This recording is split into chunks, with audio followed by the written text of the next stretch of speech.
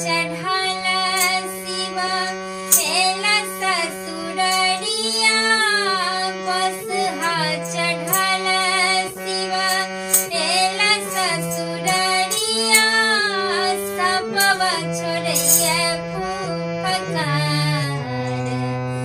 बसहा चढ़ल शिव एला ससुररिया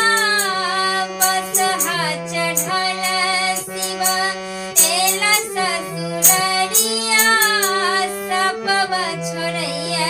फुफकार गे माई एहन बौराहा बरसा गौरा न बियाहब भले गौरा रहती कुमार गे माई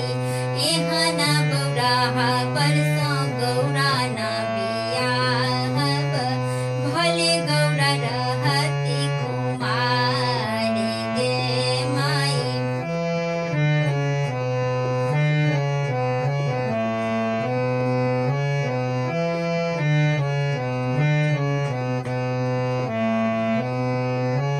हाथिया घोड़ावे सबके बरियातिया हाथिया घोड़ावे सबके बरियातिया आबै छैत गौआ समाज गे माई आबै छैत गौआ समाज गे माई भूतबा पड़ेत अयला शिव के बरतिया नगर में मचै हाहाकार गे माई भूतबा पड़ेत अयला शिव के बरतिया नगर में मचै हाहाकार गे माई शिवजी के केहाना परिवार गे माई भले गौरा रहती कुमार गे माई भले गौरा रहती कुमार गे माई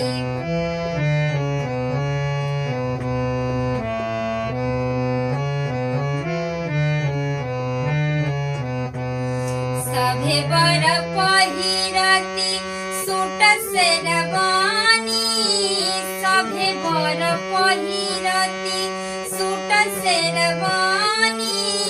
काजर चनन के श्रृंगार गे माई काजर चनन के श्रृंगार गे माई भोला बौराहा बर पहिरले मृग छाला बबूती लगौने छैतली लार गे माई भोला बौराहा बर पहिरले मृग छाला बबूती लगौने छैतली लार गे माई भले गौरा रहती कुमार गे माई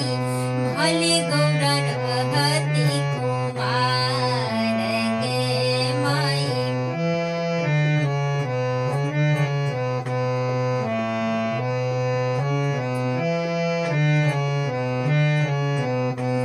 अंगूठी स घड़ी लेला सब बर रूसे अंगूठी स घड़ी लेला सब बर रूसे आबैत जखन ससुरारी गे माई आबैत जखन ससुरारी गे माई भोला बौराहा बर भांगा लेल रूसल दुल्हा के केहाना संस्कार गे माई भोला बौराहा बर भांगा लेल रूसल दुल्हा के केहाना संस्कार गे माई बाबा के केहाना संस्कार गे माई भले गौरी रहती कुमारी गे माई भले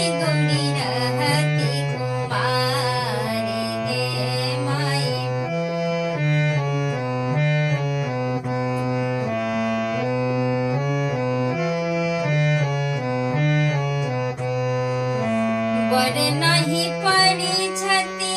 गौरा के माई, पर नहीं पड़ी छती गौरा के माई, देत सब हाकई दुहाई गे माई, देत सब हाकई दुहाई गे माई। आँख फूटल छालन नारद अगुआ, नाम हंसोलखिन हमार गे माई। आँख फूटल छालन नारद अगुआ, बले नाम हंसोलखिन हमार गे माई। भले गौरा रहथिन कुमारी गे माई।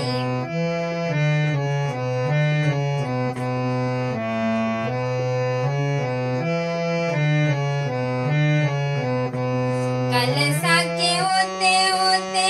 बोले गौरा बेटिया, कलसा के ओते ओते